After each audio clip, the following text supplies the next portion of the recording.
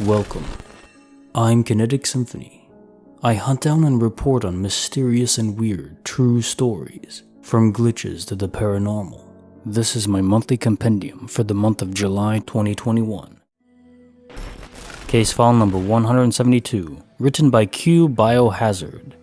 A Night Out of Phase. Hi people. I'm here to tell you about an unexplained phenomenon which happened recently. First things first. Maybe you will not take this seriously or not believe me, and I understand that. But all I want is an answer, a true answer. I'm that kind of person that doesn't believe in ghosts, magic, or other stuff. I always had a rational and scientific view on reality. But that night, my God, something happened. Let's start. The day is 29th of May, 2021, Italy. It started as a usual weekend. I was at a friend's home with other friends drinking something, chatting and playing games. When it's summer, sometimes we decided to go outside for a walk. It was night around 11:30 p.m., cloudy, but you could still easily see where you were going. We live in a countryside place, but not too much away from the nearest city. It's a typical Tuscany landscape. Anyway, we take the usual dirt road that is in front of the house. As we walk down this road, a friend, let's call them M, goes a bit further than us, and another friend that was with him came back to us, saying that he lost him in a matter of seconds. Now from this point on, things got creepy. We started searching with torches. Maybe he fell on the sides. We call it out, but we hear nothing. Arrived at the end of the road, and still nothing there. He vanished. The road is around 200 meters straight, plain, and with a dead end. How can someone disappear if you have them right in front of you? Fine, maybe he somehow went back home, we thought. So half the group backtracked back home to check, while me and another two friends remained at the dead end. Later we get messages that he is not at home, so we too started coming back, and when we nearly arrived, M reappears from the road running towards us. At first he thought that we made up some kind of bad joke on him, but no. He then explained what happened from his point of view. As we all saw, M was just walking by themselves a bit further ahead of us. When he reached the dead end, he realized that we weren't there behind him anymore. No torchlights, no voices, nothing. From his point of view, we were the ones that vanished. So he too backtracked to home, but there was no one there. So then he came back to the dead end, doing the same road from start to end, 3 freaking times, and nothing, we weren't there at all. We live in this place. We would know where we are with our eyes closed. There are no roads similar to that nearby, and it's literally impossible to miss each other on the straight plain road, so how did all this happen? We thought about it all night, searching for some kind of explanation for what we witnessed. But how can you explain this? That night still haunts me for days. I don't post much on the internet, but now I just need an answer. So if you have some ideas, question, or maybe had experiences similar to this one, I'm always available. Case notes, file number 172. There's this show called The Leftovers. An extremely underrated show. It's about humans living in a world after the event, where 2% of the world's population vanishes, instantly and simultaneously. Somehow, your story made me think of that show. I won't give any details, I don't want to spoil it. Definitely recommend you watch it. I think your friend went out of phase momentarily. From his perspective though, time was normal. Everything still existed. Although he saw no one else, I'm recalling of another story where a young boy woke up one morning and everyone was gone, not a soul around. Then 3 hours later, after having gone through panic and then anxiety and then sadness, everyone was back. Everything was normal completely suddenly, inexplicable to the cause. But in all these stories, everything is connected even loosely. There's something more to this that we don't know yet. Case file number 173, written by Necron 2.0, A Blue Light Mystery. For some background, well into my teens, I had a lot of anxiety related to sleep and windows, because as a child, up to the age of 4 or 5, my alcoholic neighbor would come home drunk and peer in through my bedroom window. Because of that, I could only sleep in rooms without windows, or which at least had blackout curtains.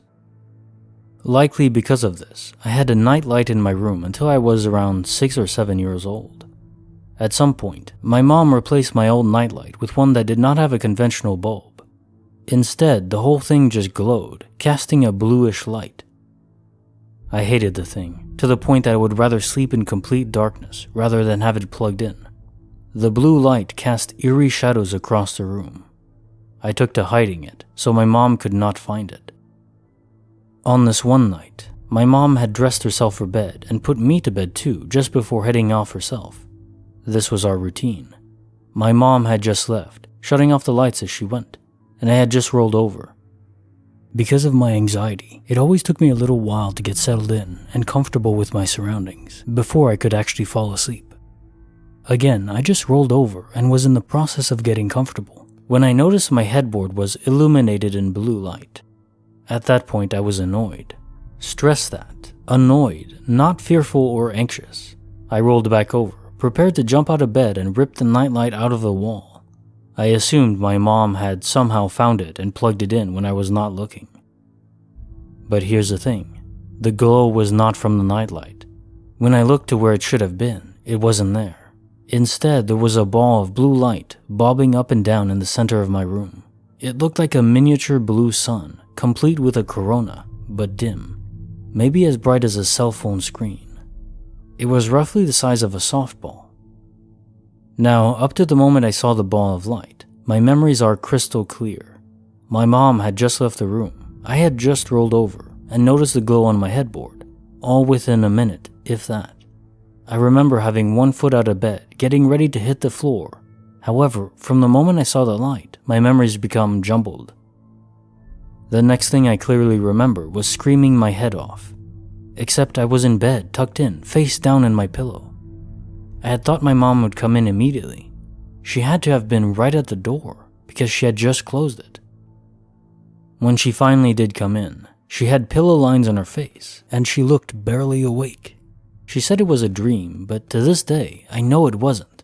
To be honest, I cannot say what it was. Case notes file number 173. I think many people will simply attribute this to ball lightning.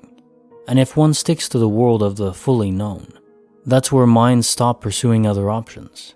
For me, I won't discount ball lightning, but I do believe it could be more. There are spirits out there that have manifested themselves as these balls of energy, and that you describe it as having a corona, aura, is interesting.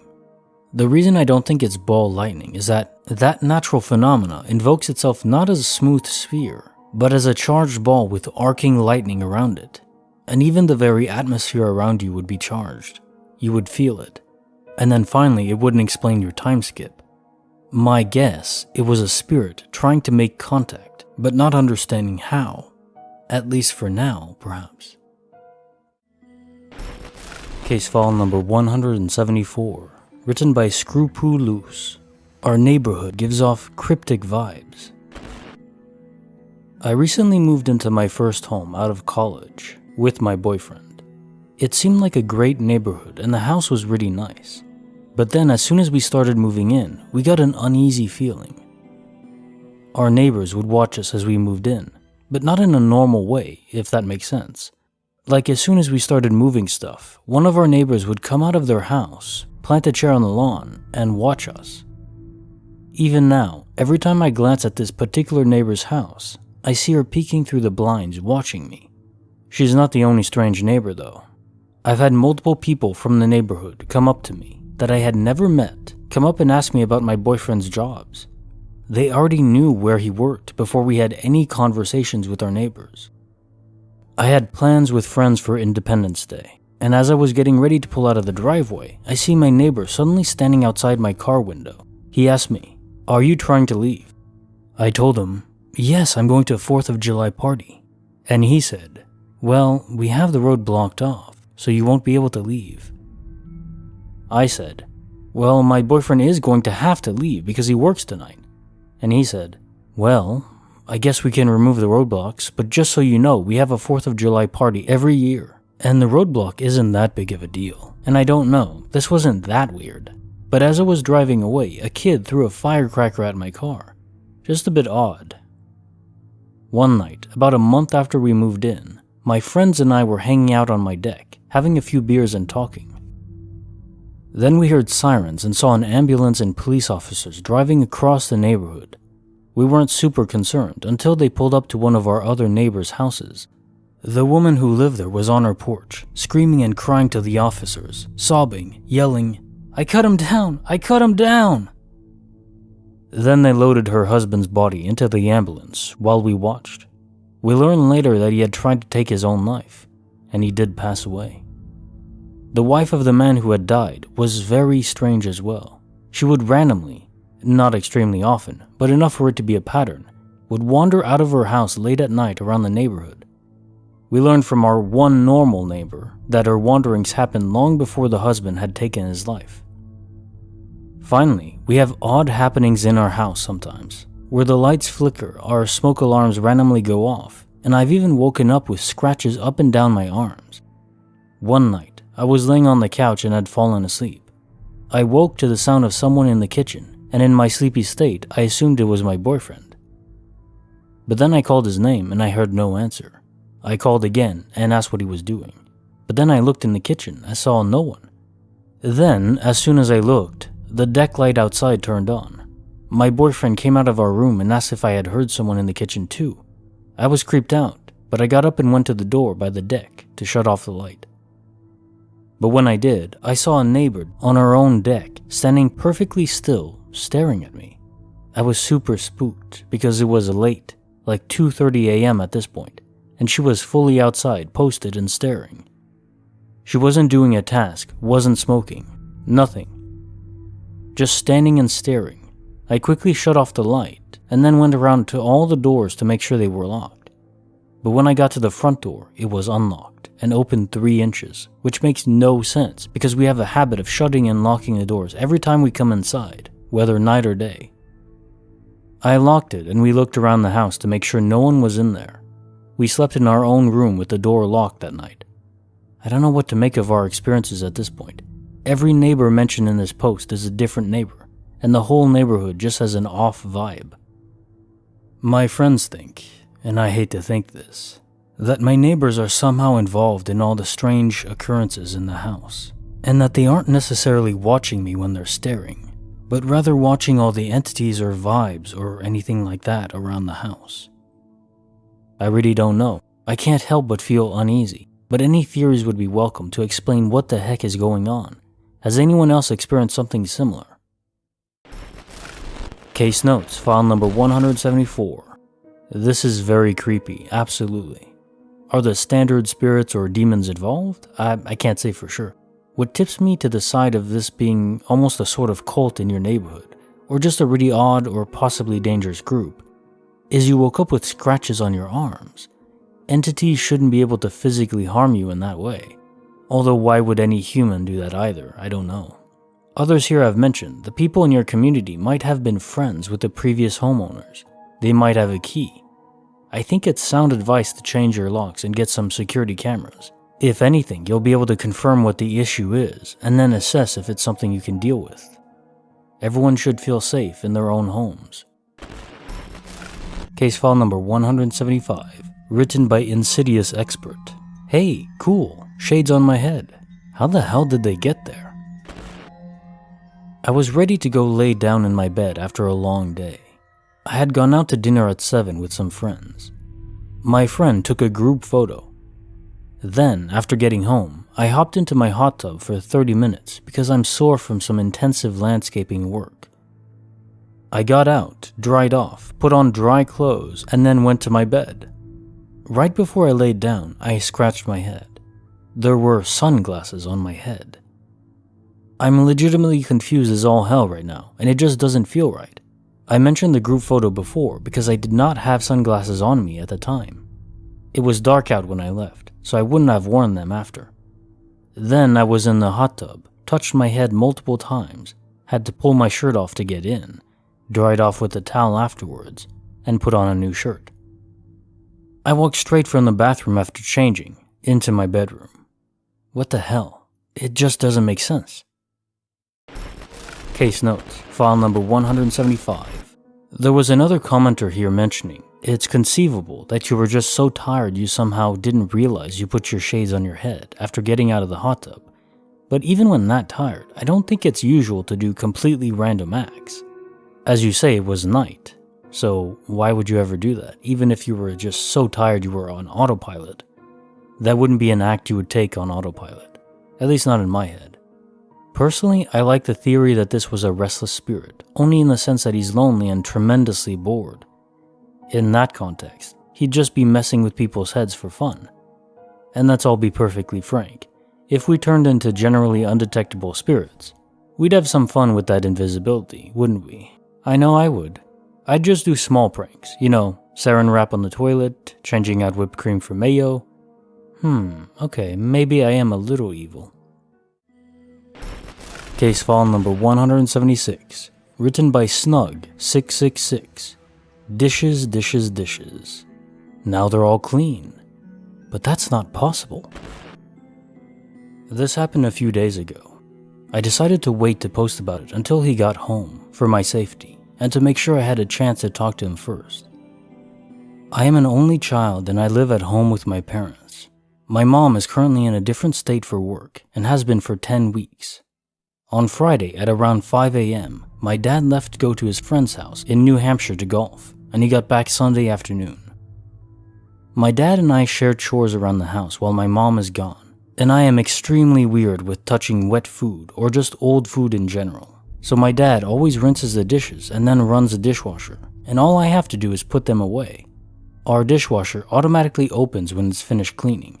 That's how I know when they're ready to be put away. He left for New Hampshire Friday morning before I woke up. I was upstairs doing homework and watching Netflix basically all morning until I went down to eat lunch before work. I made myself one of those microwave mac and cheese cup things and went into the silverware drawer to get a fork and noticed there was barely any in there. We have big forks and little forks, and I prefer the big ones, but there was only the little ones in there. I looked in the dishwasher, which was closed, meaning it was empty, but I checked just in case it was closed by accident, and there was nothing in there. I remember being super confused because the sink was empty and so was the dishwasher, so I had no clue where all the dishes and silverware were. I decided to just ask my dad later when he called to check in on me, as he always does when he's away, and just grabbed one of those forks from the drawers and ate my mac and cheese. After I got home from work, I made myself some pasta for dinner. Don't flame me for only eating pasta all day, I'm lazy, okay? When I finished, I walked over to the drawer and got annoyed when I remembered there was only little forks in there. I turned around to grab my phone to call my dad and ask him where everything was, since he hadn't called me yet, and when I did, the dishwasher caught my eye. It was open. I looked inside and it was full of clean dishes. There were all big forks, all the dishes I had used recently, everything. I was freaking terrified. I don't know why it scared me so bad, but it did. I grabbed my pasta, my phone, and a fork as fast as I could out of the dishwasher and bolted up the stairs to my room. I immediately called my dad and told him what happened and asked when he did the dishes last. He said he did them that morning before he left for New Hampshire. I asked if he came home at all. He said no. I'm literally 100% positive that the dishwasher was empty when I made the mac and cheese earlier that day. I wasn't half asleep, I wasn't under the influence of anything, I wasn't imagining it. Nothing. As I said before, I am an only child. My mom is on the other side of the country, and my dad was 3 hours away by the time I even woke up that day. No one has keys to my house but us. Then I was trying to think of anything I could to explain it. I was like, did someone break in, do my dishes, take nothing, then leave? Do I have a second dishwasher I'd never noticed till now? And I got them mixed up. Did I fall asleep and sleepwalk and do my dishes that way? The part that scares me the most is the fact that the dishes weren't in the sink either the first time. They literally just were nowhere. Where were they? Case notes, file number 176. If I'm understanding correctly, this is a case of disappearing object phenomena, but with quite a few objects indeed vanishing. Your dad said he did the dishes that same morning before he left, so they were all in the dishwasher. Or rather, they were indexed to be in the dishwasher on the universe server. Then you woke up, made mac and cheese, and checked out the dishwasher for a big fork. But no dishes were there, or in the sink at all, as you said. Only they were there. They were supposed to be. They just didn't load in. Maybe the universe's code uses a predictive algorithm, like in video games. to load assets it thinks it'll need and not render the rest. You were supposed to see the dishwasher closed and think it was empty, but you checked too quickly for the universe's server to load those assets in from a spontaneous action.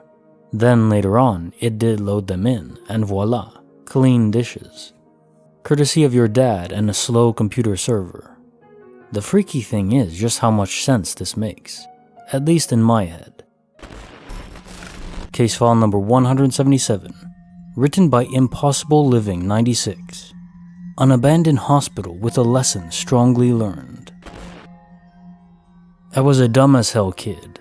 I did a lot of ridiculous crap. But this encounter, just let me tell you, I learned my lesson about breaking into places that really should be left alone.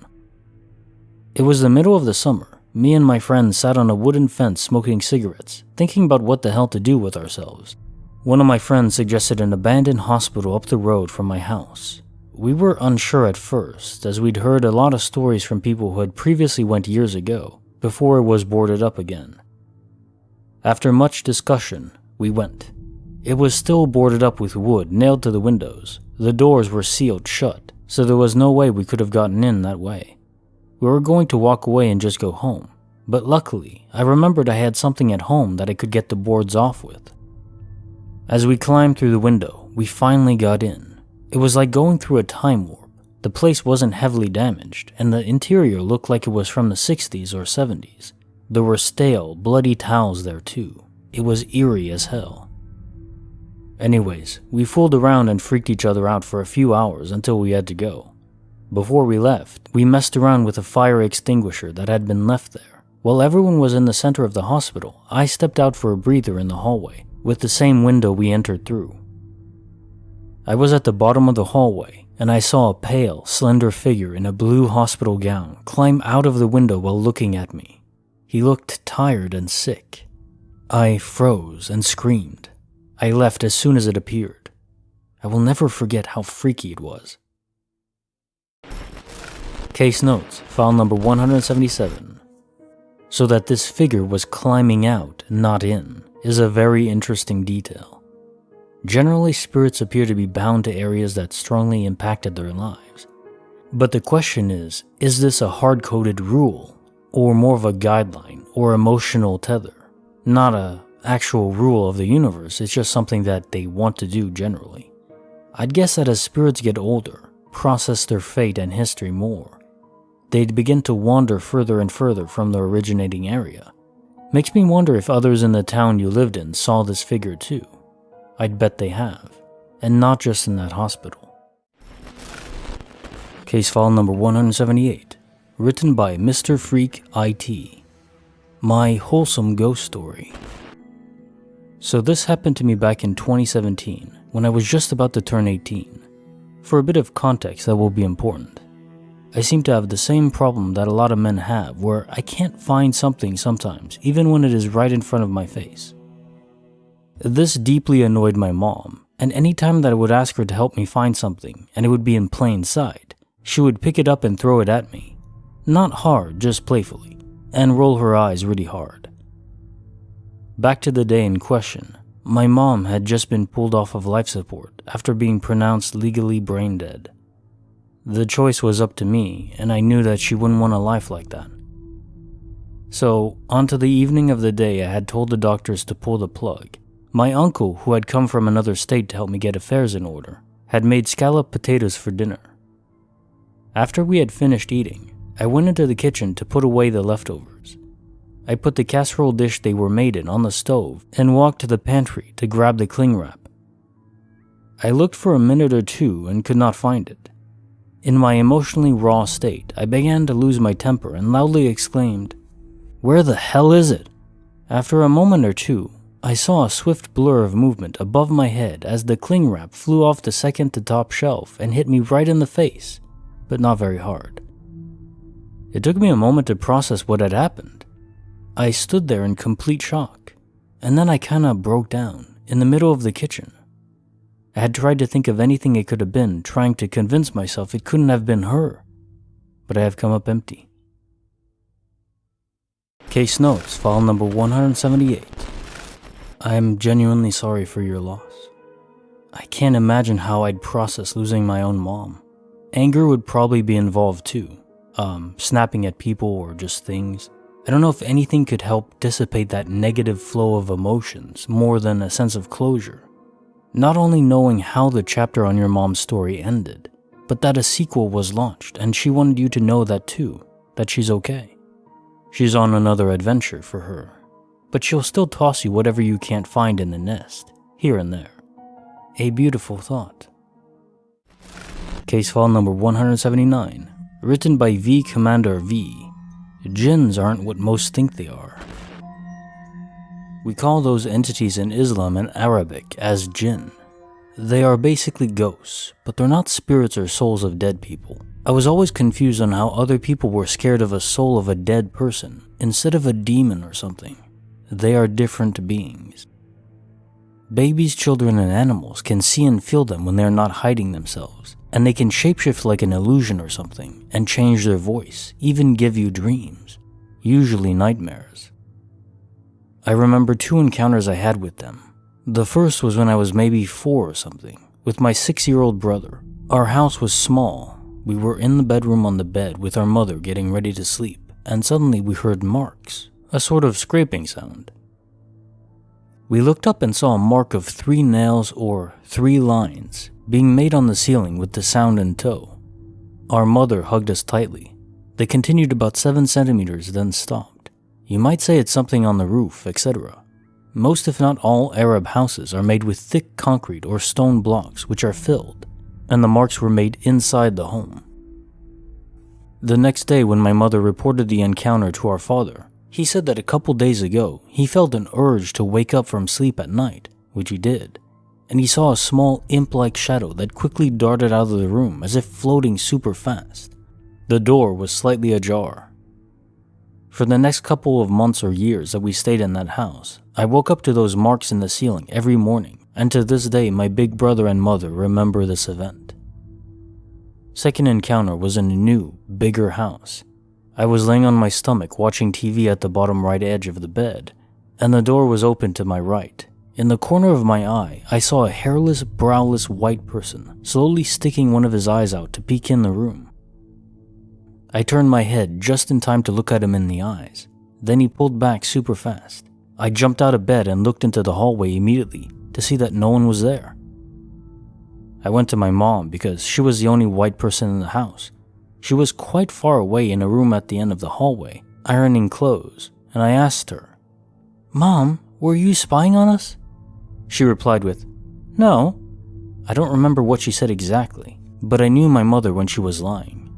Also, she would have made a lot of noise because I checked the hallway very fast. She has a heavy footstep. My little brother told me that he once saw my mother heading towards the ironing room and was following her and calling her, but she ignored him and walked fast. He couldn't see her face, and then she entered the ironing room. Then he went in front of the door and saw no one inside the room. He peeked his head without entering and found nothing. He felt uneasy entering the room alone, and Mom disappeared, so he walked away. Case notes, file number 179. So there are no wishes granted by these entities, that's clear. Not your typical genies. I wonder how much their limited interactions with us is due to inability to directly harm us, or a lack of desire to do so, or if there's a cosmic rule where they can't do anything unless we invite them into our bodies or souls. It seems that damaging our property and making us feel very uncomfortable, that our homes are on unstable ground, I suppose, is the most they tend to do. Be it how most in the West in common parlance would describe these as jinns or just ghosts or even real demons. It doesn't really matter. They have limits. It doesn't mean it's wrong to be afraid of them. No doubt I would be too. I say that to try to temper the fears of those who do or are experiencing this. Like knowing how few people die in a plane crash. It doesn't necessarily make flying less scary for those who have a fear of it, but it can help a bit. I hope. Case file number 180, written by Pilosu. Objects disappear, reappear. Make up your mind, universe. Some years ago, my school made an international student exchange. Before it was our turn to go to the other country, we hosted 2 students from the other school in our home. One of them was, not from a poor family I think, but one with important financial difficulties. He was happy to participate in the program, to discover a new country, new people, and a new school.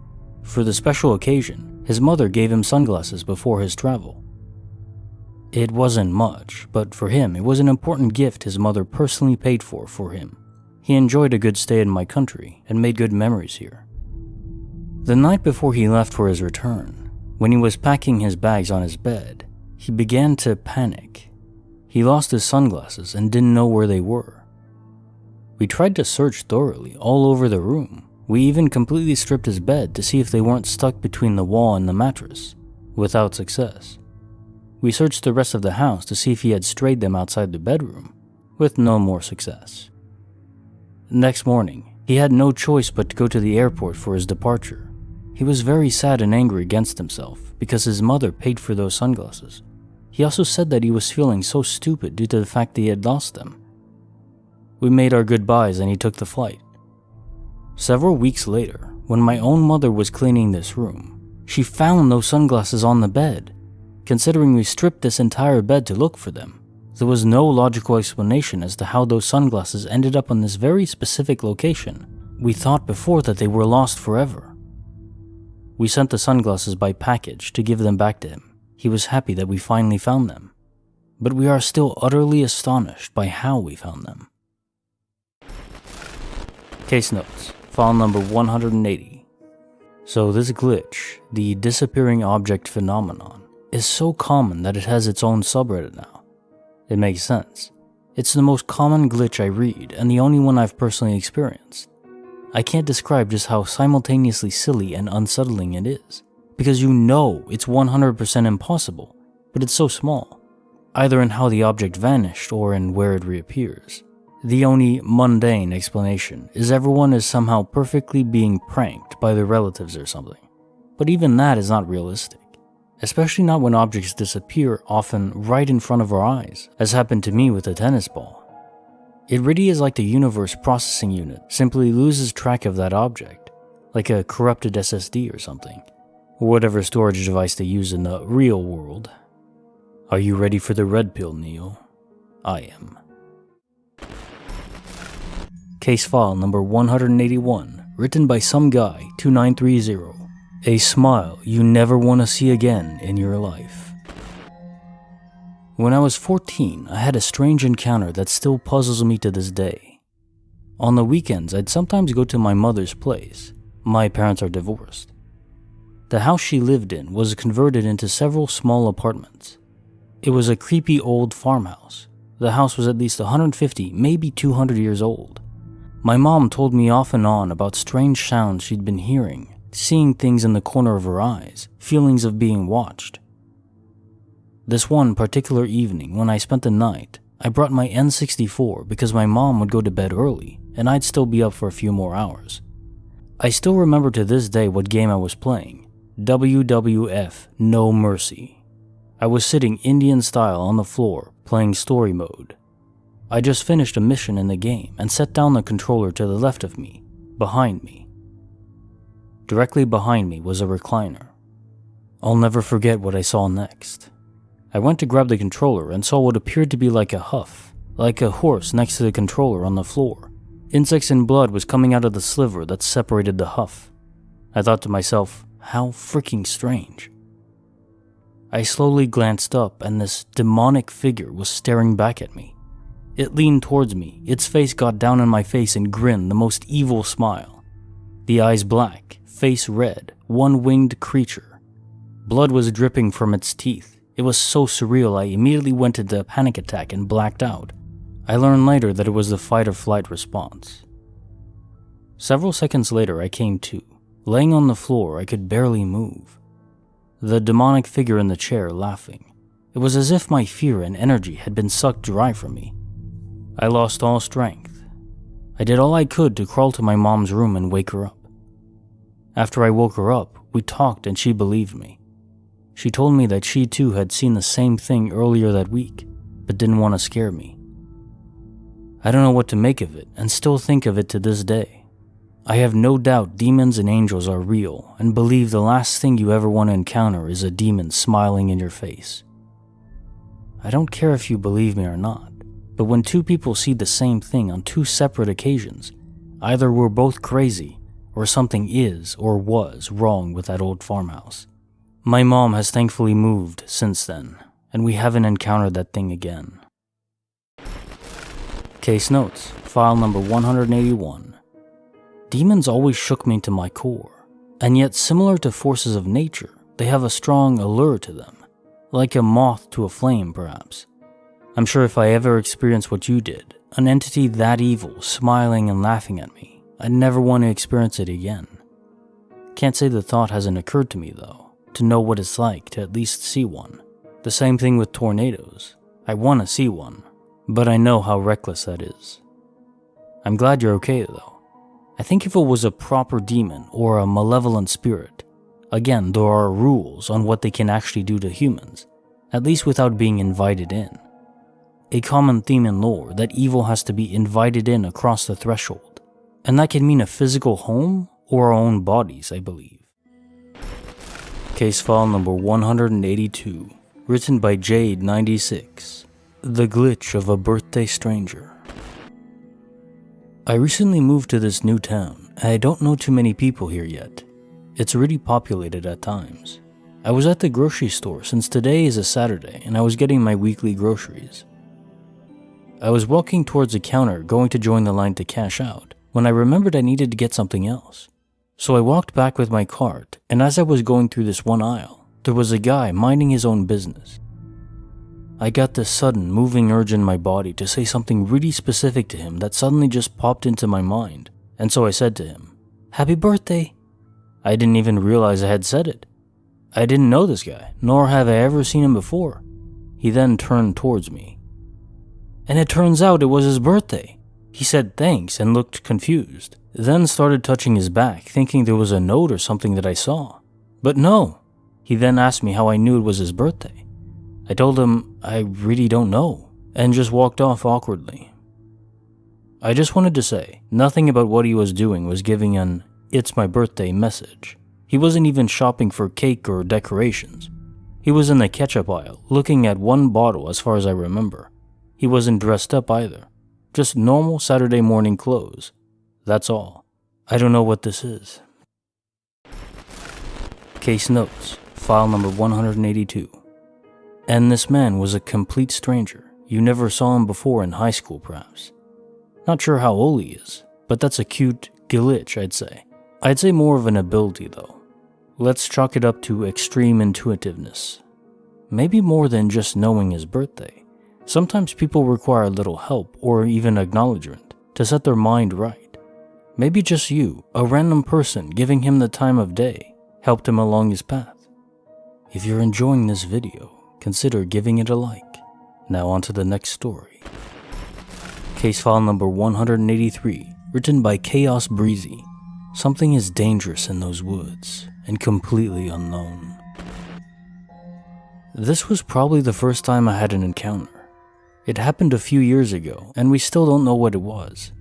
It all started the summer when my brother moved out, and I was old enough to stay home alone. Now, we live out in the country and are pretty secluded out here.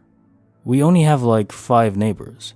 The 2 across the street, a nursery owner, his staff house, the cattle farmer, his ranch hand's house, and his mom who lives in a small separate house next to us. The rest was nothing but deep woods. They are all nice people, and the old lady is kind of a second grandma to me, always bringing cookies around for me, and we all got together for big barbecues and parties. The only thing I don't like about them is that both sides have family graveyards by their houses. The one across the street was in the front yard, and the next door was in the backyard of the old lady's house. It started Friday night at around midnight. All the animals, dogs, cows, horses, you name it, were all going nuts. Even my dog, Phoebe, was running all around the house. I could hear our neighbor yelling, trying to calm the other animals down. Then, all of a sudden, it just stopped, as if nothing had happened at all. The next day, my dad had run to the store, and I was sitting in the living room watching TV with Phoebe. She hadn't left my side since last night. This wasn't out of the norm because she's a big cuddle monster, but today, it was like she was guarding me from something. She seemed antsy, like she was ready to jump at anything that moved. Then, a loud scream of a woman came from outside. My first thought was that something happened to the old lady, and I ran out to check on her, Phoebe right by my side, but she was focused on the woods, growling. When I got outside, I saw her, the rancher, and 2 of his hands running towards me. They were asking me if I was okay. They had heard the scream too and thought it was me in trouble. I told them I was fine and how I thought it was the old lady that screamed. My other neighbors had come over with some of their dogs asking what was happening and what was that scream. My dad had just come home and then seeing us all there was asking what was happening. Then another scream came ringing out, only this time it was a man's. It was coming from the woods, then more screaming came out. The animal started to go crazy again. Phoebe and the neighbor's dog started growling and snarling at the woods. The rancher told one of his hands to go call the cops. Then he, my dad, and the rest went to get their guns. My dad told me to go with the lady to her house and stay there until he came back, and to call Mom. I had Phoebe with me, but she never took her focus away from the woods. The cops came after a few hours, but no one could figure out what was happening. My mom came home soon after, and we all moved to the ranch house and stayed because it was further away from the woods. As my mom and the rancher's wife talked, the old lady kept looking out the window as the random screams continued. I was just trying to calm Phoebe down. Then, as quickly as it started, it stopped. All the animals calmed down, so the other ranch hands went to help search the woods for whatever had caused all that, but they never found anything. The cops left telling us they'll patrol for a few days in case it happens again. We went home, but only to get some clothes for me and Mom, because Dad wanted us to stay at my grandparents' house for the next few days, just in case. It never happened again though, and to this day we still don't know what all that was. Case notes, file number 183. Eerie. Reminds me of another story actually. I read it a few months ago where a man heard a large growl and rustle from the woods behind his home. His neighbor heard it too. There must be a lot of yet undiscovered beasts in the great outdoors, given how massive the world is. It is strange though, that all the animals in your little neighborhood community all acted up out of excitement or fear simultaneously. Clearly they were able to discern something was out there, but was it just an animal or something much worse? Case file number 184, written by Eye of the Tiger. What do bald men have to do with glitches? Find out now. Something you should know is that I have a very silly sense of humor. I don't tell dad jokes. I tell ancient grandpa jokes. Jokes so corny they make everyone groan and roll their eyes. This is relevant because I sometimes think of a good pun and then sit on it for ages before dropping it at just the right moment. Sometime late last year, a funny phrase popped into my mind. It had to do with the old balding pilots who fly for one of our nation's biggest air travel businesses, American Airlines. I giggled to myself, imagining it as a slogan above a beaming man in a flight uniform, arms akimbo, hairline so receded it's behind his ears, scalp thinning proudly.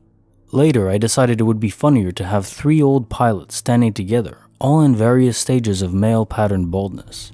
Might make a funny little comic or doodle.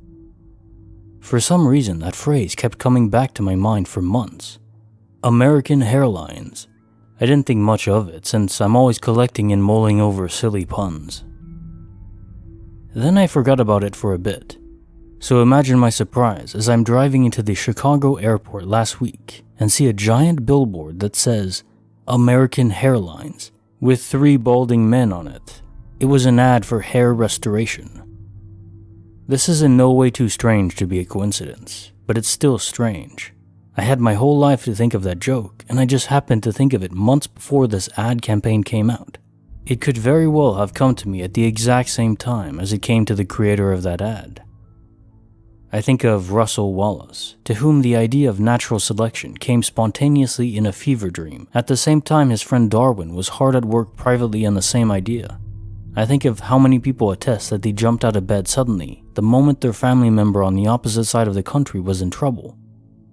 I think of the 100th monkey theory and the idea that if a certain thought is loud enough or disseminated to enough people, someone might hear it without knowing where it came from. Or somebody happened to think of the same oddly specific joke around the same time as me. Case notes, file number 184. So as a baldy myself, I can respect this grandpa level joke. I described to the 100th monkey theory that if a thought is concentrated on sufficiently, it may be able to permeate out into the world, a sort of signal like Wi-Fi, barely strong enough to even be registered ordinarily. But on occasion, pump enough juice in and magic can happen. My guess, however, is this connection would still be limited by space. In other words, whoever was responsible for that American hairline ad likely was physically close to you during the time your mind was concentrating on crafting such flawless humor. Case file number 185, written by Ralph the Undertaker. It's an animal trapped. No, wait, it's just cardboard. I don't know where else to post this. I'm going to try to remember as much as I can. I don't really like talking about this because it makes me severely unnerved, but I want to know if anyone else has experienced anything like this. This happened last spring in Syracuse, New York. I was driving in the middle of the night on this long stretch of road, and out of the blue, my friend, who was in the passenger seat, points in front of him and says very loudly, "What the hell is that?" So I look, and there's a cardboard box in the road, kinda just inching nonchalantly over to us. So I immediately thought to myself, oh, there's probably an animal in it, and it's trapped in there, so I'm gonna do the decent thing, get out and go help it. I start to slow down the car to get out. I look over at my friend, and he has a really uncomfortable, scared look on his face, and he starts begging me to not get out of the car and just to drive. So I'm like, dude, calm down, it's just an animal trapped inside. So I look again, and I realize that it's not a cardboard box. It's a freaking regular piece of cardboard, stood up straight on its ends, and it's just moving towards us. There's no freaking strings and no one around. It was a calm spring night, so there was no wind. It took me a second, but I realized what I was looking at was not normal, and I got the hell out of there. As I was driving away, I looked in my rear view, and I swear to God, this piece of cardboard, in the best way I can explain, turned around really fast to face towards the back of my car. This still comes across in my mind from time to time. Just a piece of cardboard stood straight up, walking to me. Very disconcerting and impossible. Case notes, file number 185. Makes me think to myself, I'm at the point where I've read enough stories to be fairly convinced that some kind of spirit or demon or entities beyond normal perception do exist. But could they animate otherwise inanimate objects, such as cardboard? And in your case, why would they want to? Maybe something was trying to communicate with you. Case file number 186. Written by No Way Guy. I can see through walls. This happened earlier today. I was working the evening shift at a refinery. Just me and two other guys. At some point, I stepped outside for a smoke, staying just a couple of meters from the open door, but not with much of a view inside. I was looking at my phone when I suddenly noticed that I had been aware of movement in my peripheral vision. Specifically, my two coworkers moving about our production hall, through two concrete walls and various production equipment.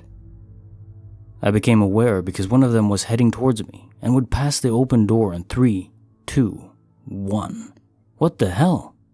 At which point I looked up and went inside to check, and yep, the other guy was exactly where I saw him too. Case notes, file number 186. Talk about a unique glitch. It's just a flat-out superpower, although not controllable by your description. At least for now. I wonder what you'll do if you can manifest control over this ability down the road. Nothing entirely pure, I'm sure. If you're enjoying this video, consider giving it a like. Now on to the next story. Case file number 187. Written by Yam SNZ. When in need, the universe will provide you a mechanic. This happened about a month ago, and I still think it's pretty weird, so I've decided to post and see if anyone else thinks so too. I live in quite a small rural area. It's over an hour's drive to the nearest town through a winding road that is fairly quiet, not a busy traffic area at all. Occasionally, I will only come across a handful of other cars on the entire trip. There is also no phone reception through the most isolated part of the road. This stretch winds through a gully for about 35 minutes with no reception. I drive a reliable car that hasn't broken down, ever. So imagine my surprise when midway through this no reception stretch, late one night, my oil light came on and the car threw up a warning that basically said, "Stop driving immediately and check oil." I pulled over and looked to check if it was safe to open my door to get out and check the engine. That's when I noticed the car across the road. I hadn't noticed it when I pulled over as I was distracted by the oil warning, but it was a company car with the bonnet up, and behind it was a mechanic sign-written truck that said roadside assistance. Unfortunately, I don't have roadside assistance, so I just got out and put my own bonnet up. I couldn't figure out what was going on because I don't know anything about cars. By this point, both the mechanic and the lady are like, what are the odds of this happening in the same place? And I'm pretty sure they might have thought that I just pulled over because I spotted the mechanic truck. I ended up talking to them for a bit, and it turns out the lady had a satellite phone since it was a company car, and so she had reception to call for help. After he fixed her car, he fixed mine enough that I could get home safely, and we all carried on. I just think it's weird. I've never seen anyone broken down on that road before. I've never broken down before in my 10 plus years of driving, and the odds of us both breaking down in the exact same spot at that exact same time, and her having a mechanic there, was so weird. If they hadn't have been there, I don't know what I would have done. It's in the middle of winter, it was dark, and I had no way to call for help. Case notes, file number 187. There's this quote I heard, forgot where it's from, but it goes something like, "Coincidences mean you're on the correct path." I'm not a huge believer in fate, but I do think there's a certain direction we're meant to, but not universally forced, to travel in. And I think when you're on the proper path, there's signs everywhere, and life feels smooth. Case file number 188. Written by He Might Be Doc. A man repeating, or teleporting, and a strange gut feeling something is wrong. I was in a bar with some friends yesterday, and we were seated next to a big window. They started talking about work. I got a little bored and looked out the window. A somewhat odd-looking older man in a red t-shirt hobbled by. He moved slowly, had poor posture. I took a sip of my drink. I was halfway into my first drink here, and listened to my friend's conversation. They're still talking about work, so I looked back out the window. You guessed it. The same somewhat odd-looking older man in a red t-shirt hobbled by again. Same direction, same speed. There was not enough time for him to have completely rounded the block, or even double back to walk that way again. The only logical explanation I can think of is he had an identical twin walking just a block behind him. But why? So I brought it up to the group. I say, I just saw that guy walk by in the same direction 8 seconds ago. This is when it gets weirder. They all laughed boisterously. I didn't say it like it was a joke, and it didn't sound like their normal laughs. It felt forced. They quickly changed the subject to favorite animals. I didn't press further, but I have a gut feeling something weird happened. This is not the type of person I am either. I'm even-keeled, not into supernatural or anything like that. Maybe I should bring it up to them again.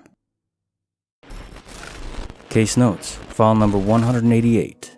This is more unsettling to me than many stories about demons or even direct attack events. I'm not sure why either. You mentioning how your friends reacted could be part of it. I always thought of the Truman Show as more of a horror than social commentary or philosophy. The idea that my own life isn't my own, that others are orchestrating it or planning it, is disturbing. Of course, I doubt that's what happened here, but who knows? Case file number 189, written by Stitch Lover 15. Pure intuition saved them, or was it something else? When I was 16, I stayed at my friend's house for one night in the summer.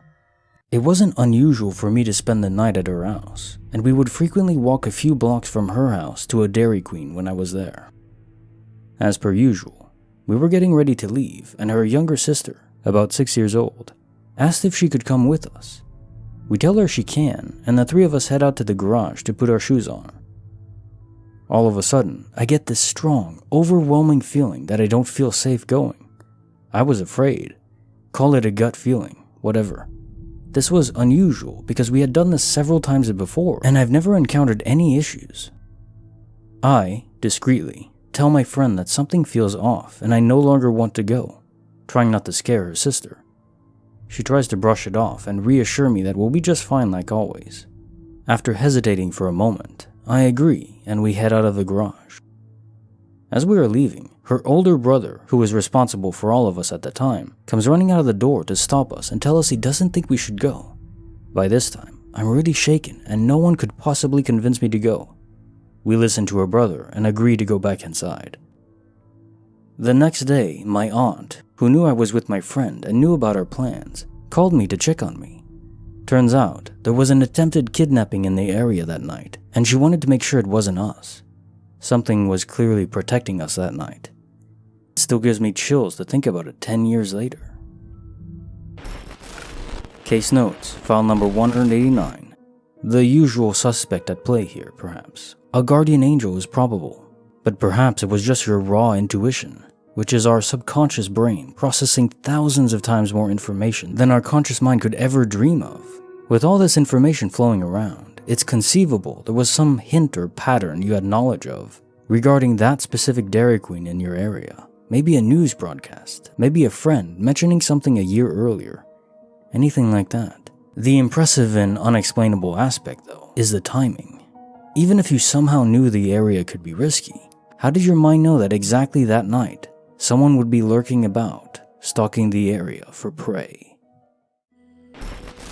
Case file number 190, written by Just the Other Asian. Hey bro, what's up? Alright, so this is going to be short because I don't really know how to wrap my head around what actually just happened. So I'm downstairs in my living room, just chilling, watching videos and waiting for myself to get tired. I've been sleeping in the living room due to aches after football workouts. Around 1:15 to 1:20, my brother walks in, doesn't really do anything, and I don't think anything of it as that's normal for him. I start a conversation. It goes as normal as a 1 a.m. conversation would go between me and him. Yo, what's up? Nothing, just chillin'. You know, dumb teenager interactions. He leaves and I say goodbye, to which I get no response. I think nothing of it as this normally happens. Around 1:25, I get up to go get my headphones and it all clicks in my head. My brother is currently at my grandma's house, and I just had a conversation with someone who I thought was my brother. I'm genuinely terrified of my own house after this, as the only one left to experience some weird crap was me, and I just experienced what can only be described as weird crap. How did I speak with my brother if he was at my grandma's house? Case file number 191, written by Love Stitches. A ring with importance vanished from her finger, and then... I wasn't going to post this on here because it doesn't really make sense, and I'm not sure what to make of it. Basically, I've worn the same ring on my thumb since I was 12 or 13. It's super special to me, and I plan on wearing it for the rest of my life. A couple days ago, I realized it wasn't on my thumb anymore. I went crazy looking for it because, like I said, it's special to me. I never take it off, ever. I even shower with it on, and there's no way it could have slipped off because it's always on my thumb tight. It made me super sad for a couple days to think that I would never see my ring again, but I forced myself to move on. I had genuinely accepted the fact that it would not be returning. Until 2 days ago, I was going to pee and something told me to look at my thumb. There the ring was, sitting on the top of another ring I had previously used to replace it. So I had 2 rings on my thumb. One being a crappy ring I used to replace it because I'm so used to a ring being on my thumb, and the other being my long-lost ring. I really don't even know how this makes sense. I'm 100% positive I did not put the ring back on my finger. It was lost, and I would have remembered because I had been looking for it like a maniac for days. So yeah, I'm not going to question it too much. In my opinion, this ring is meant to be with me, and that's why it came back. I would like to hear what people have to say about this, because I'm really not sure. Case file number 192. Written by Midsummer, 2004. The pen is mightier than the sword, they say. But can it even create life, too? I'm an amateur horror story writer. I wrote a character named Alexandra Waterbury, a ballerina who has an abusive ex-boyfriend who shares her sexually explicit pictures with his friends without her knowledge or consent. A few months later, I was scrolling through my newsfeed and came across this news article about a ballerina who had filed a lawsuit against her boyfriend and his company for sharing her sexually explicit pictures and videos without her consent. Here is the wild, impossible part. Her name was Alexandra Waterbury. I had literally never heard about her before I wrote my character. I picked the name Alexandra because my favorite actress is Alexandra Daddario, and the surname Waterbury because it's the name of a town in the TV series Slasher, which I used to watch back then. This is one of the most insane things I've ever experienced. The coincidence is simply mind-boggling. Case file number 193, written by Miss Jones. I saw what hadn't happened yet. It's 3 a.m. here, and I just woke up. Anyways, I had fallen asleep next to my husband, who stayed awake. He was mainly on his phone watching videos while holding me. About 5 minutes before I woke up, I felt him get up out of bed and start rummaging around. I wake up and then he turns on the light, and he says, "Hey babe, I'm about to walk to the store, do you want anything?" And I tell him, "Yes, just a drink. You can take my green credit card." So he asks where my wallet is, and I tell him to look in my nightstand. He turns off the light because I'm squinting, and he turns on his phone's flashlight to light his way over to the nightstand. I'm still laying on my side, but I'm awake. I hear him pick up my wallet. I can hear the change clinging around in the coin section in the middle. I hear the sound of him sliding my card out and placing the wallet back in my nightstand, and then I see him walk past me in the direction of our room door and then open and close it. As soon as the door closes, I feel his hand around my waist, and I about jump out of my skin. Not only did I see him with my own eyes, walking past me and out the door, but I also heard his first few footsteps down the stairs at the exact moment that he closed the door. What the hell? As I turned around and stared at him in horror, he said, "What's wrong, babe?" And I just shook my head. My heart was racing at this point. And then he asked me, "Hey babe, I'm about to walk to the store. Do you want anything?"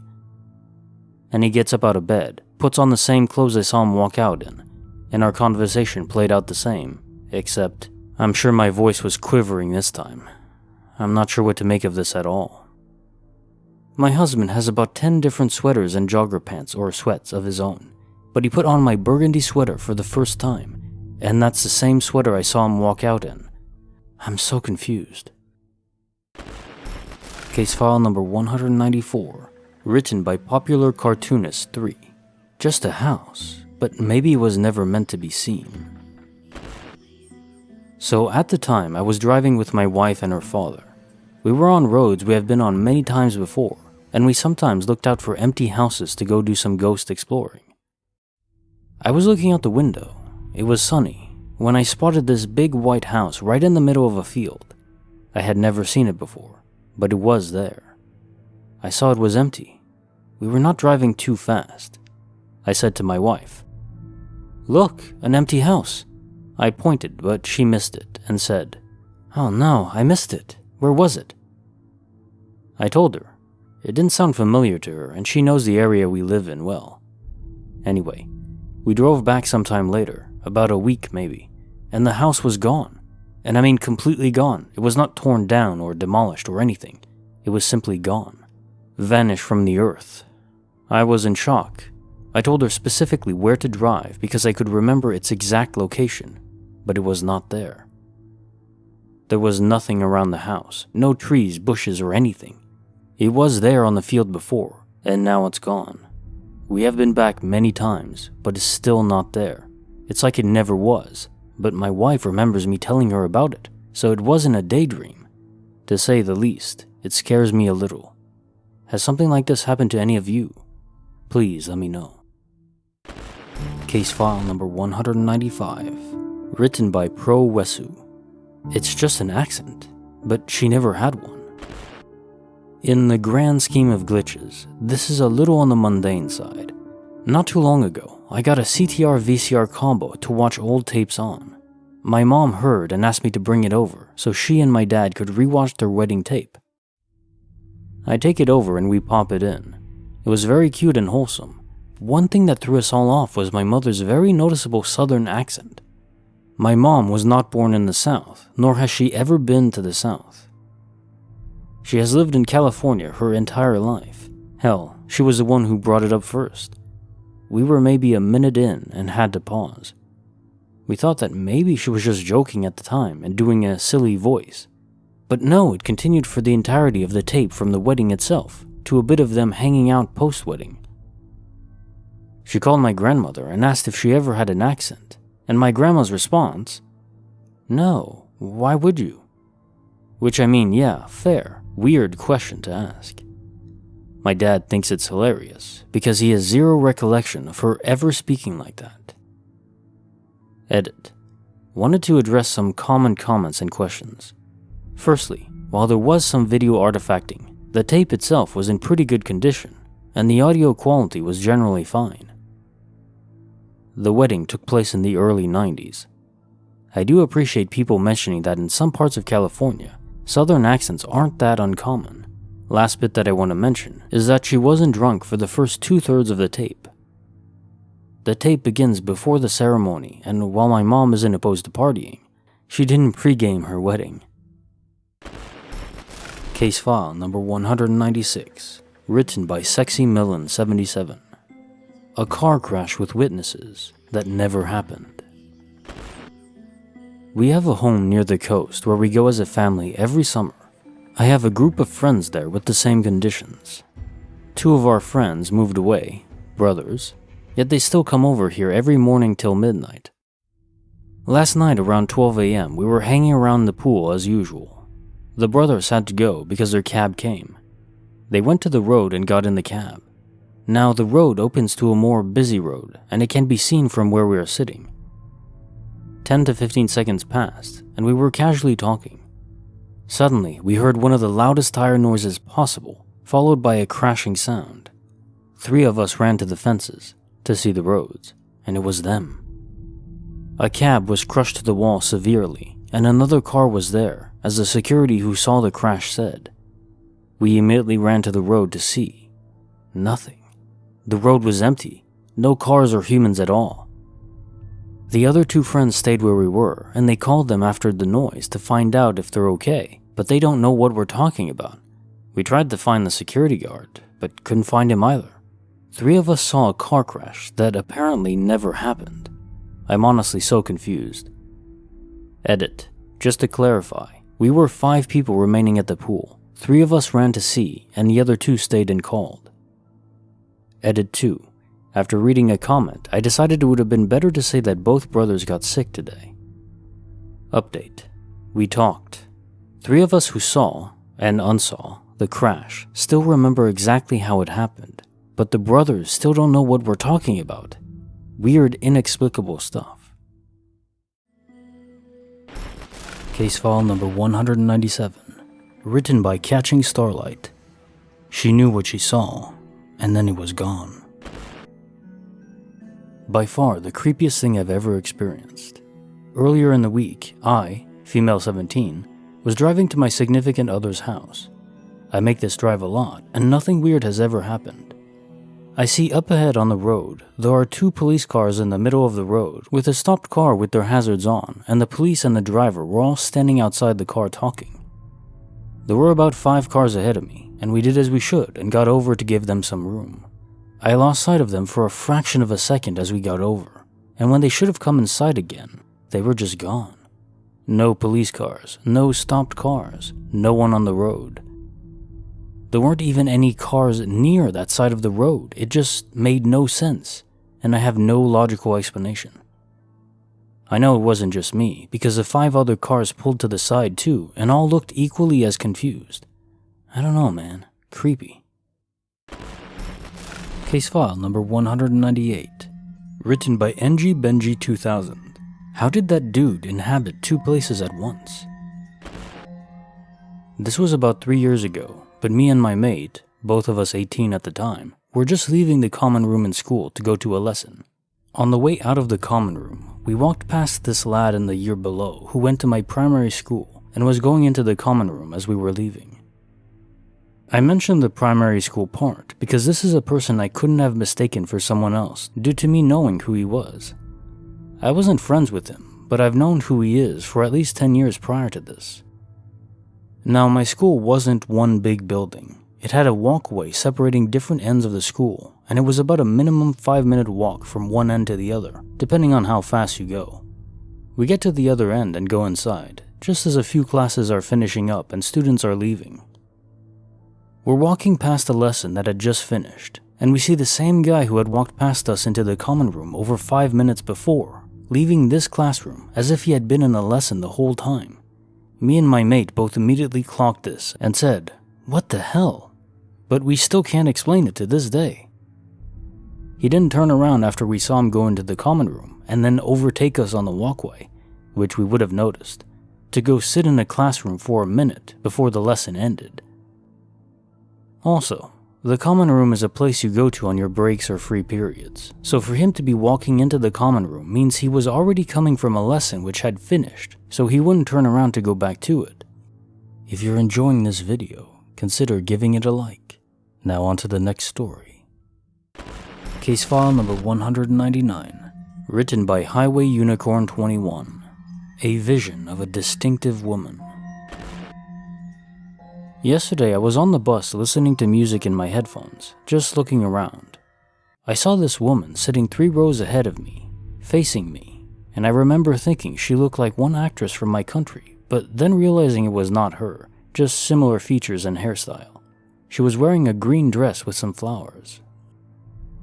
After this, I just continued looking through the window, and after 2 or 3 stops, I see the exact same woman outside, on the bus stop. She gets on the bus and sits at the exact same spot she was before. She's wearing the same dress, and once again, I notice she looks like that actress, and I'm like, didn't I just see her on the bus a couple of minutes ago? So yeah, it was kinda weird, but after reading so many posts on here, it almost seemed like a normal thing to happen. I was excited to finally have something to post on the sub. Bonus file, written by Not Trashy Pancakes. This mall is abnormal and haunted in so many ways.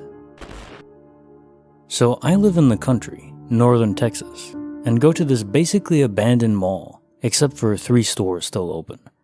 One of the stores still open is an indoor playground for toddlers and kids. Well, you never would suspect anything haunting a playground, right? I wouldn't either, but this really happened to me a few days ago. I brought my toddler to play in this indoor playground.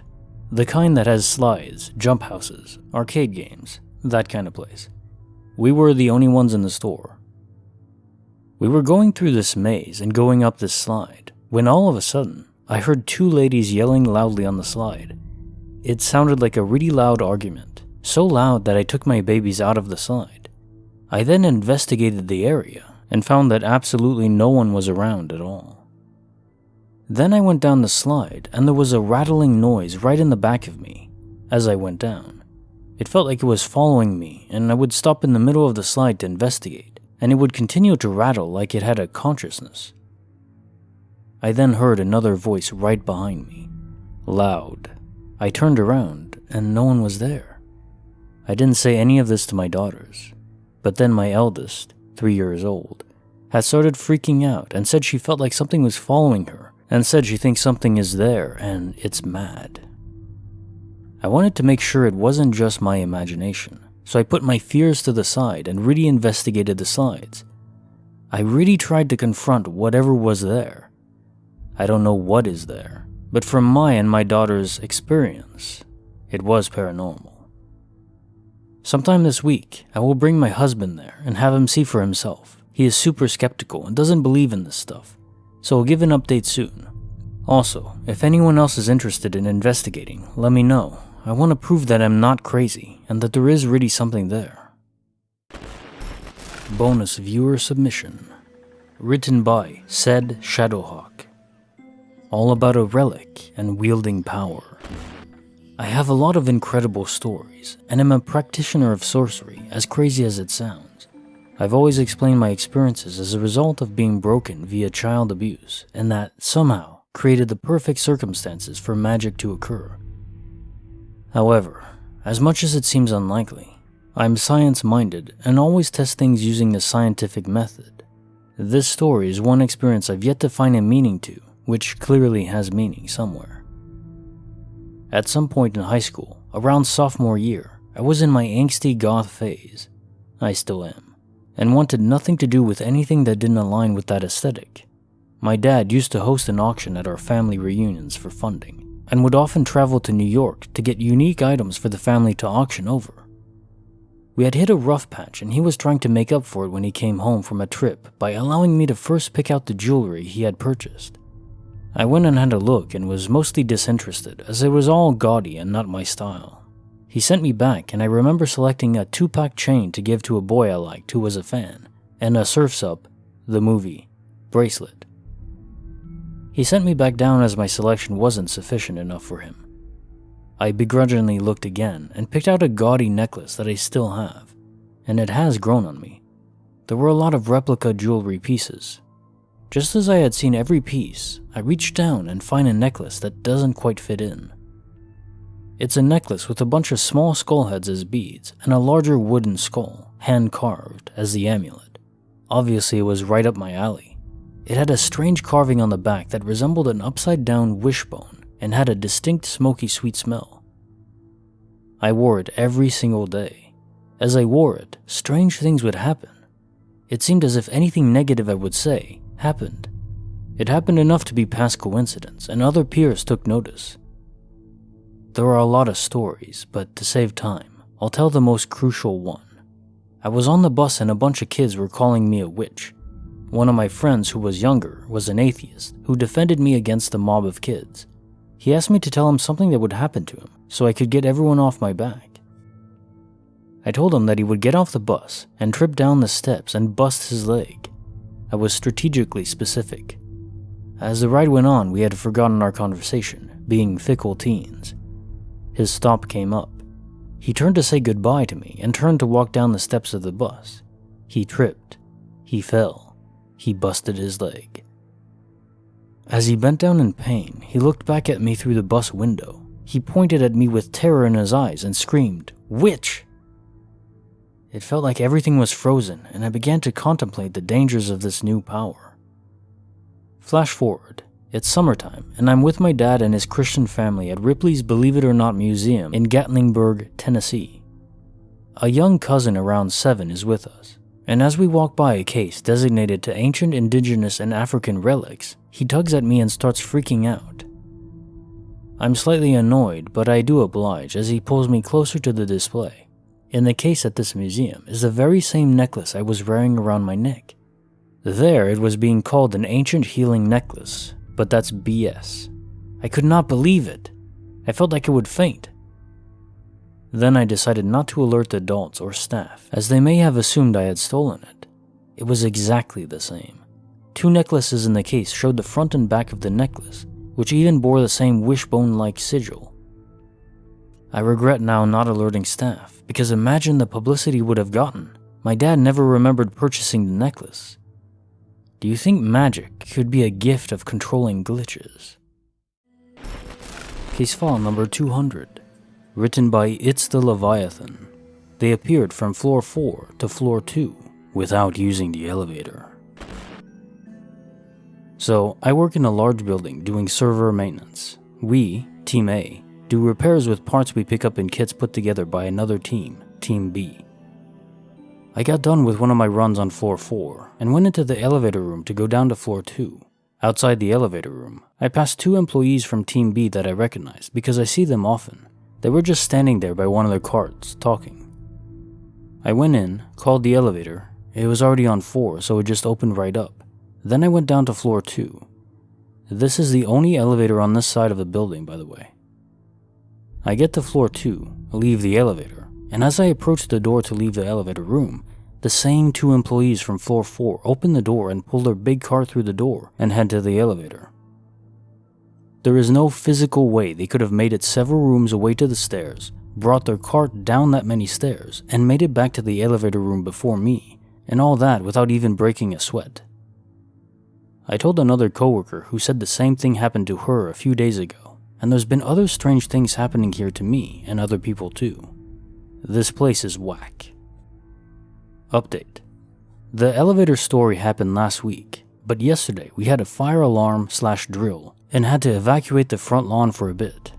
I got out there and saw other people from my office, so I went and sat by them and opened up the group chat to see what's up. One of the girls I work with messaged in a minute or so later and asked what was going on. I thought that was weird because she was sitting like 2 people away from me. But then I look over and she's not there anymore. I looked back at the chat and she said she was working in the building next door and just saw all the lights and everybody outside, so she was checking up on us. I thought maybe it was just some other girl with the same hair and glasses that wandered off somewhere else while I wasn't looking, so I ignored it. I hadn't seen the coworker at all so far that day because I got in early and was working in a different floor all morning.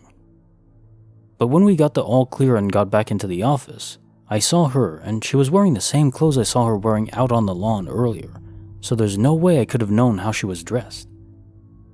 I told her, and that's when she told me that the elevator thing happened to her a few days ago.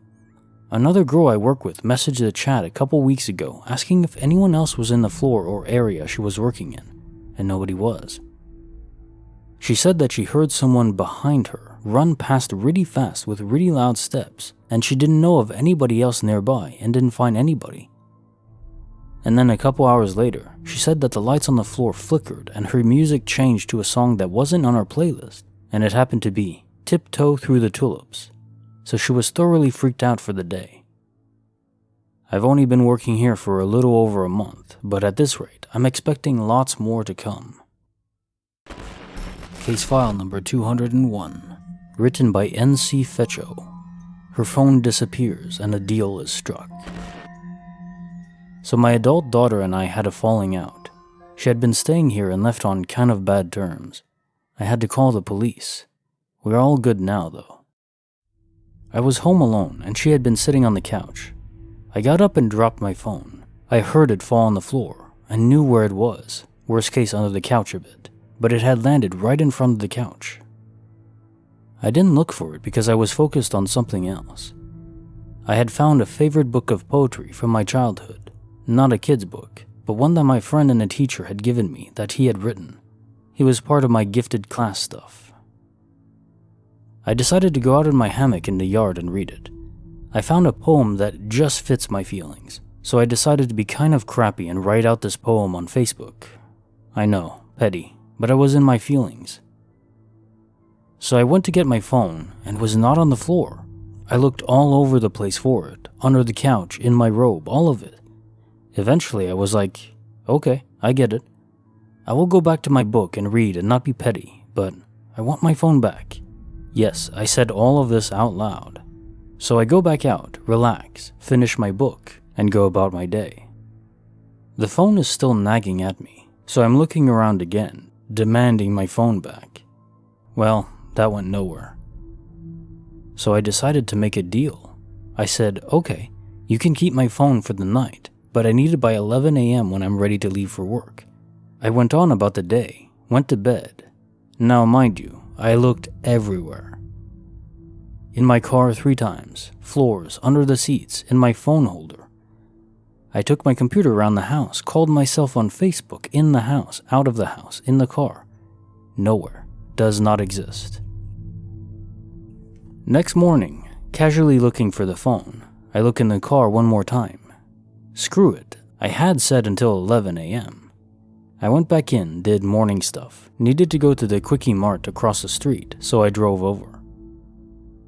Now you can't look out of the front of the car without seeing the phone holder. It is in the middle of the dashboard standing up. I looked at it and said, gosh, it would be nice if my phone just appeared there. Went in, got my stuff, came out, and as I was backing up, I looked at the phone holder and again said I wish it would just appear there. I go home, get ready for work, and it's about 10:30. I said, "Look, you have half an hour and I'm not playing." Half an hour goes by. I take a quick walk through the house. It's 11:15 now. I have to leave for work with no phone. You have to have your phone at my job. I would just have to use the house phone if there was an emergency. I went outside, got in my car, shut the door, put the key in, and looked straight at my dead phone in the phone holder. The car was locked. It was not on the ground, and someone put it there. I will tell you why I know this. I have a very particular way I set my phone in the holder so that I can reach the button on the back without the holder being in the way. I have to perch it up higher. My phone was in exactly the right position in a locked car. I looked at it and was just stunned into silence. I said thank you quietly, went in, got my charger, and didn't think or say a word until I got into work and tried to tell my coworker.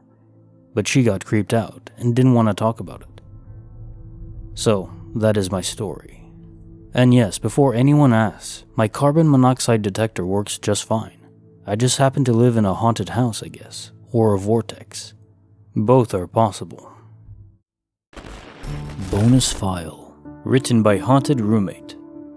An unmistakable presence in her house. Last December, I fled an abusive relationship and crashed with my friend Amy. She lives in an upper-level duplex that is quite small, and I stayed there for a while with my cat and dog, which was a lot as she has a dog too. Next door to the duplex is a cute, old 4-bedroom house that is owned by Mark, a friend of Amy's who lives abroad. The couple who was renting out Mark's place bought a house and moved out. They suggested to me that it would be a great place for me to stay while I continued my apartment search. I was elated and agreed immediately. Mine and Amy's dog could play every day, and we could see each other all the time. I was excited at the opportunity and paid Mark some rent, but mostly he just wanted to help me out with my situation and have someone to house sit until he came home in May. I live in a very cold, snowy climate, so looking for a place in May is exponentially easier. Amy informed me the house had quirks and a creepy basement and told me if I ever felt creeped out in there all alone, I could come back whenever. She lived in that house for a couple of years, so I took her word for it. When one of the tenants showed me the place for the first time, I felt something off, very off. I just chalked it up to the weird layout, the draft, and the lack of sunlight in the rear of the house. Upstairs were 2 bedrooms and a bathroom in the middle. The front bedroom was warm and sunny, and the rest of the upstairs was very cold, noticeably colder than the rest of the house. Upon entering the back upstairs bedroom, it felt like a downward shift.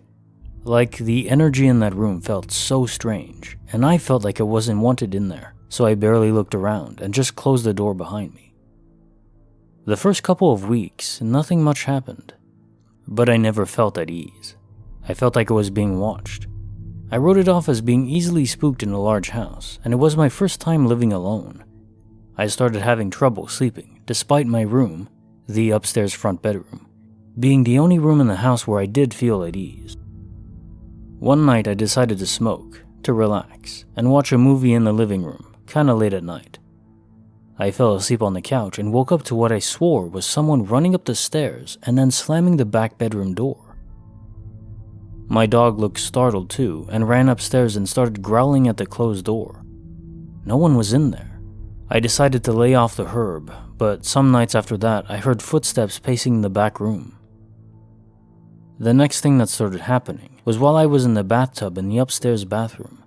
My dog would lay in the doorway and just stare at the back room. Sometimes he would growl or bark at it. I would also come home to find the door open when I shut it, or I would hear my cat meowing to be let in the room.